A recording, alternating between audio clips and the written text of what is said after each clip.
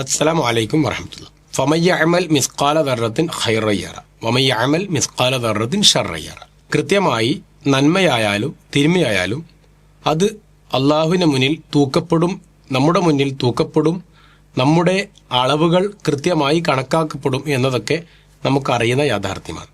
എങ്കിൽ അവിടെയുള്ള തുലാസിൽ കനം തൂങ്ങുവാൻ ചെയ്യുവാനുള്ള 5 കർമ്മങ്ങളാണ് ഇന്ന് നാം പ്രതിപാദിക്കുന്നത്. ഒന്നാമതായി അൽഹംദുലില്ലാ എന്ന് പറയലാണ്. അൽഹംദുലില്ലാ എന്നുള്ളത് തുലാസുകൾക്ക് കനം കൂട്ടുന്ന കലിമത്തായിട്ടാണ് ഇസ്ലാം പഠിപ്പിച്ചത്. മറ്റൊന്ന് സുബ്ഹാനല്ലാഹി വബിഹംദിഹി സുബ്ഹാനല്ലാഹിൽ അലീം എന്നുള്ള പ്രയോഗമാണ്. സുബ്ഹാനല്ലാഹി വബിഹംദിഹി സുബ്ഹാനല്ലാഹിൽ അലീം എന്നുള്ളത് നമ്മുടെ നാവുകൾക്ക് പറയാൻ വലിയ ബുദ്ധിമുട്ടൊന്നുമില്ല, എന്നാൽ തുലാസിൽ വളരെ ഭാരം തൂങ്ങുന്ന ഒരു സംഗതിയായിട്ടാണ് ഇസ്ലാം പഠിപ്പിച്ചത്. മൂന്നാമതായി ലാ ഇലാഹ ഇല്ലല്ലാഹ് എന്നുള്ള കലിമത്താണ്. ലാ ഇലാഹ ഇല്ലല്ലാഹ് എന്ന് പറയുമ്പോൾ അത് അഫ്ളൽ ദിക്റാണ്, ദിക്റിൽ ഏറ്റവും ശ്രേഷ്ഠമായതാണ് എന്നതുകൊണ്ട് തന്നെ അതും തുലാസിൽ കനം തൂങ്ങുന്ന കലിമത്തായിട്ട് ഇസ്ലാം പഠിപ്പിച്ചിട്ടുണ്ട്. നാലാമതായി നാം മനസ്സിലാക്കേണ്ടത് സൽസ്വഭാവമാണ്.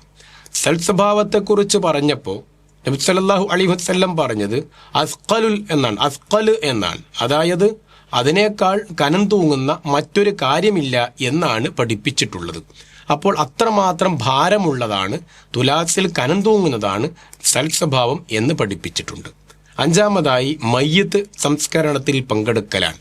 അപ്പോൾ കൃത്യമായി നമ്മുടെ നാട്ടിൽ, നമ്മുടെ പരിചയത്തിൽ, നമ്മുടെ അറിവിൽ മരണപ്പെട്ടു കഴിഞ്ഞാൽ അവരുടെ മയ്യിത്ത് കാണുക എന്നതിനപ്പുറത്ത് അവരുടെ മയ്യത്തിനെ പിന്തുടരുകയും മയ്യത്തിനെ നിസ്കരിക്കുകയും ചെയ്യുന്ന ഒരു ശീലത്തിലേക്ക് നാം മാറേണ്ടതുണ്ട്.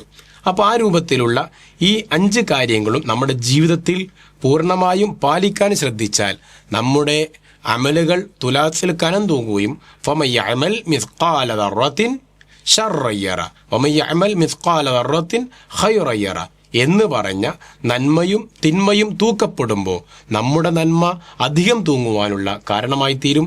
അള്ളാഹു അനുഗ്രഹിക്കട്ടെ. അസ്സലാമു അലൈക്കും വറഹ്മത്തുള്ളാഹി.